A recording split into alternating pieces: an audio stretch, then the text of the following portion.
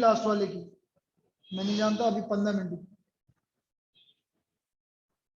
अब चालू की मैंने रिकॉर्डिंग, पहले वाले की तो हो गई, सेकंड वाली की नहीं हुई। चलो r equal to plus minus B X Y into B Y X. यदि बी एक्स वाई पॉजिटिव है और बी वाई एक्स भी पॉजिटिव है तो बेटा आर बी क्या होगा, पॉजिटिव। यदि बी एक्स वाई पॉजिटिव है, R B B Y X भी पॉजिटिव है तो आर पॉजिटिव होगा। बी एक्स वाई नेगेटिव है और बी वाई एक्स भी नेगेटिव है तो आर भी नेगेटिव होगा। बाकी का कोई लेना देना नहीं है।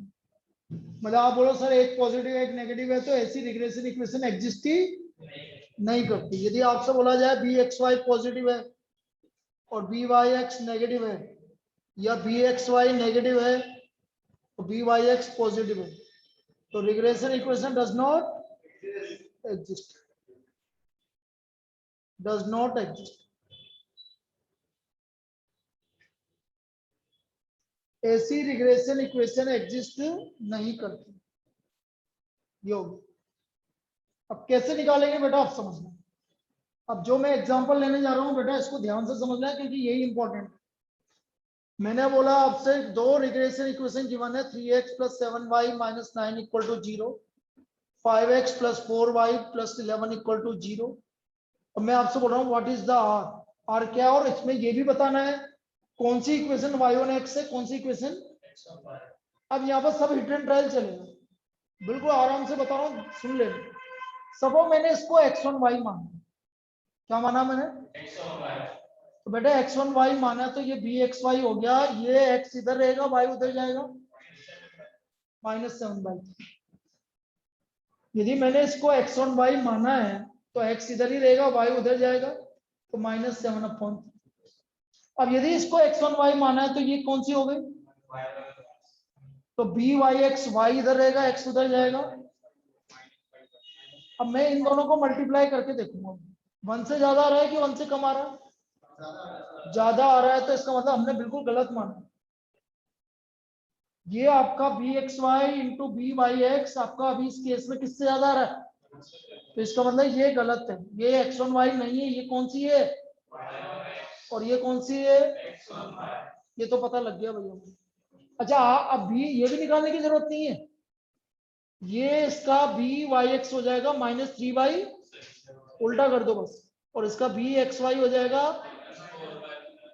अब दोनों क्या आ रहे हैं, तो आर क्या आएगा 3/7 इंटू 4/5। निकाल के बताइए बेटा कितना आ रहा है, ऑनलाइन बोलो बेटा कितना आ रहा है।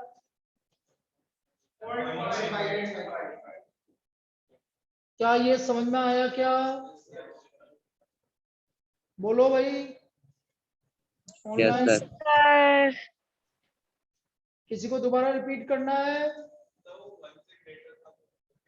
इसलिए गलत है बेटा, आर की वैल्यू 1 से ज्यादा थोड़ी आती है, इसलिए गलत है। एक और एग्जांपल लेते हैं, देखो समझते हैं।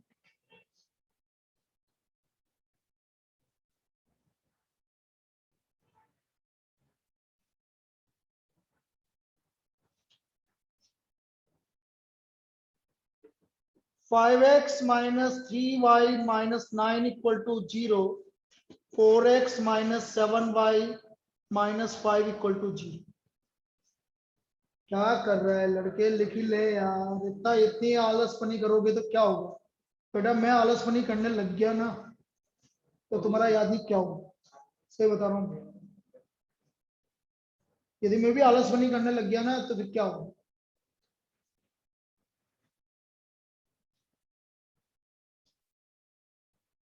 सबो मैंने इसको x1y माना तो 3/5, ये y1x माना 4/7, बिल्कुल सही आ रहा है। तो आर पॉजिटिव 3/5 इंटू 4/7 कितना आ रहा है भाई, 0.5। आ गया समझ में, ये दोनों में अंतर होता है। तो ये हमारी सेकंड प्रॉपर्टी थी, यही इंपॉर्टेंट प्रॉपर्टी है बस, और कुछ भी नहीं है इसमें, या फॉर्मूले है या ये। चलिए थर्ड प्रॉपर्टी लिखना है इसके बाद। अच्छा यहाँ पर एक चीज और पूछा जाए, रुको रुको, हमसे ये बोल दिया जाएगा ये कुछ नहीं गिवन होगा, ये कुछ नहीं गिवन होगा आपको, ये तो हमें निकालना है। हमसे बोला जाएगा कि रिग्रेशन इक्वेशन ये दोनों दे दी, तो वो आपसे बोल देगा if x equal to 5 then find y। यदि x की वैल्यू 5 है तो y की वैल्यू निकालो। अब समझो, हमें x की वैल्यू गिवन है, निकालनी किसकी, मतलब मुझे y ऑन x ढूंढना है, क्योंकि मुझे y की वैल्यू निकालनी है, इसलिए मुझे y ऑन x ढूंढ रहा है। तो y ऑन x कौन सी है इसमें से, सेकंड वन। इसमें आप x की वैल्यू रखोगे। मेरी बात समझ में आ गई। तो ये 20 15 इक्वल टू 7y, y की वैल्यू 15 यदि आपको y की वैल्यू निकालनी और x की वैल्यू गिवन है तो आप y ऑन x में रखोगे बेटा, x ऑन y में मत रखना, ये तो गलत आएगा। यदि x की वैल्यू निकालनी है और y की वैल्यू गिवन है तो x ऑन y में वैल्यू। तो एक प्रॉब्लम इस तरह की भी बनेगी। क्लियर है, लिख लीजिए।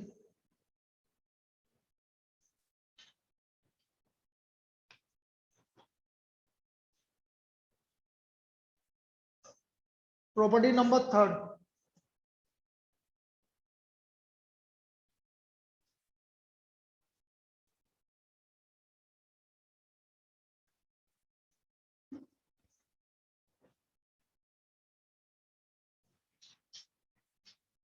if r equal to 1 or -1,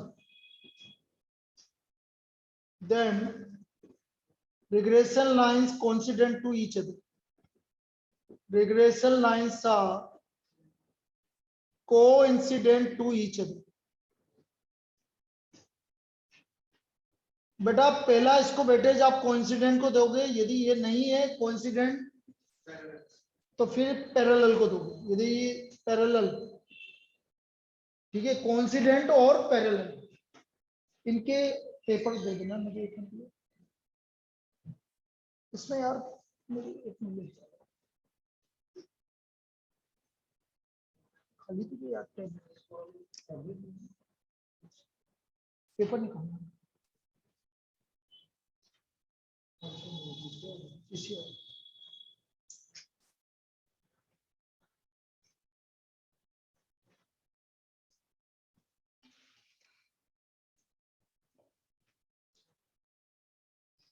चारा तो चल जा।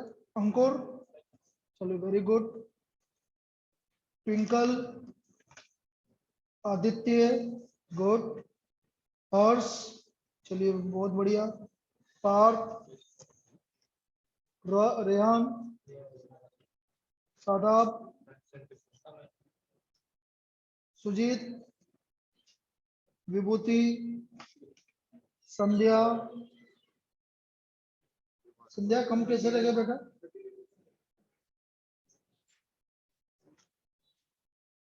कुमकुम, अच्छा, वैभव,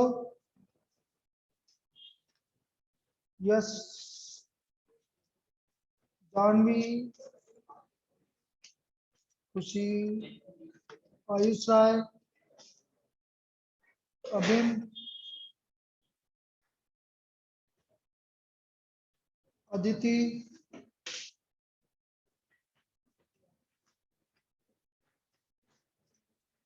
सौरभ, पीयूष। पढ़ता नहीं है और पीयूष, ये सही बता रहा हूँ मैं तेरे को, काम नहीं चलने वाला है बेटा। इतने तो लाओ कि अपना क्लियर हो जाए मामला, मेहनत कर लो अभी भी।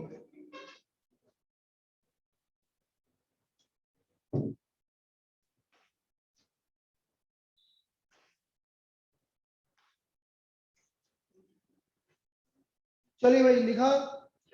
Fourth, if r equal to 0 then regression lines are perpendicular to each other. Then regression lines are perpendicular to each other.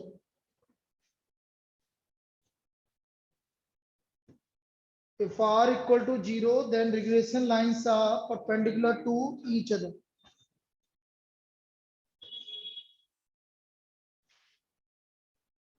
Fifth, एक बेटा स्पूरियस कोरिलेशन होता है, स्पूरियस कोरिलेशन। स्पूरियस कोरिलेशन वो कोरिलेशन होता है जब दो वेरिएबल के बीच में कोई casual having no casual relation, having two variables having no casual relation, no casual relation. और last property,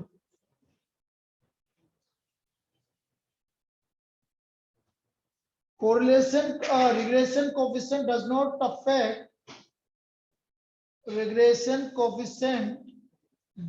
affect with change of origin but affects with change of scale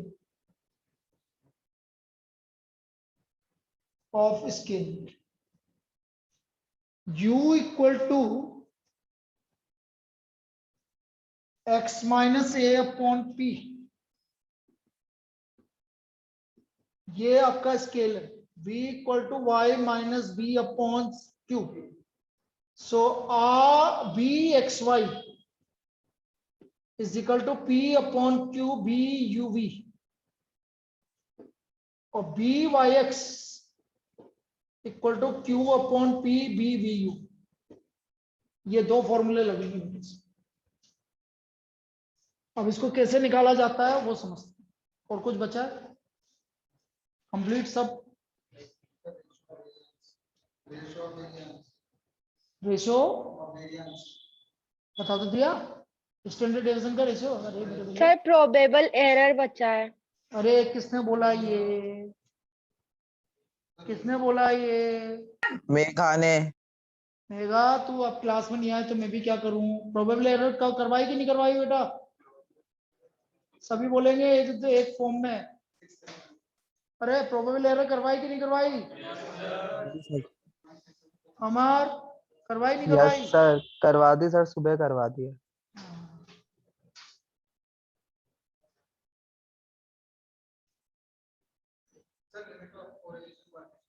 अरे आर प्लस माइनस पी, ठीक है ना, उसका कुछ नहीं। Yes लिखो, if U and X are related as, और फिर तू बोले तो दोबारा करवा दूं बेटा, कोई दिक्कत नहीं है। हाँ? अरे बोल तो सही मेघा, ओ मेघा रे मेघा रे। हाँ सर। हाँ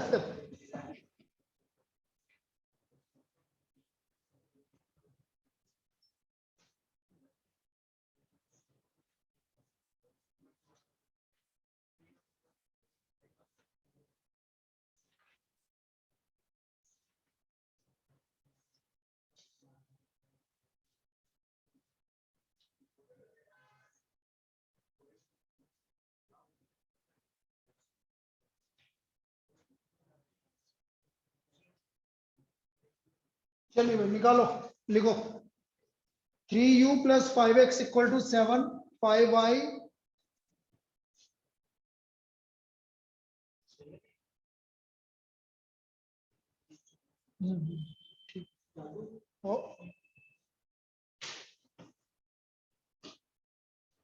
देखो भाई, अब इसको कैसे करते हैं ये चीज समझो। एक है ना वो नियारिका वाला केस, देखना 30 है। 3u plus 5x equal to 7, 3u plus 5x equal to 7।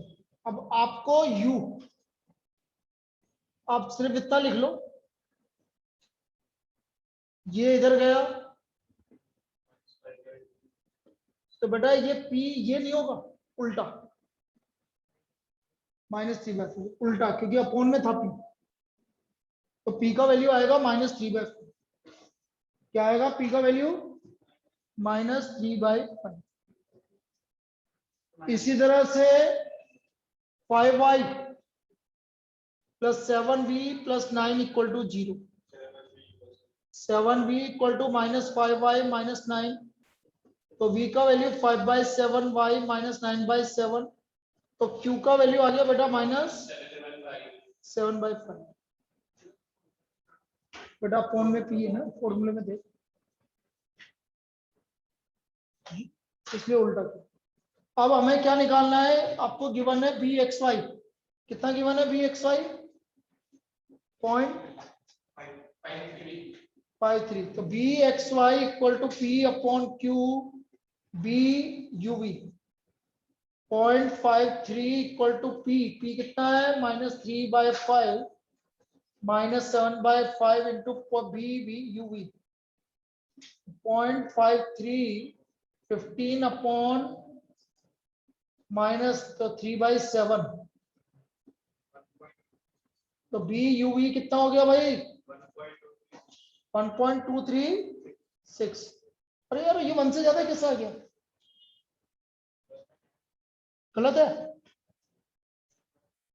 अरे ये 1 से ज्यादा तो आ सकता है क्या, किसने मना किया, आर के लिए मना किया है, बी के लिए कब मना किया है।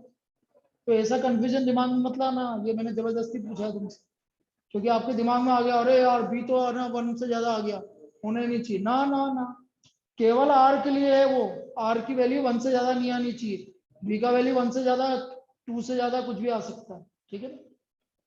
वो अलग, दोनों का प्रोडक्ट है ना आपका 1 से कम आना चाहिए, अकेला तो 1 से ज्यादा आ सकता है।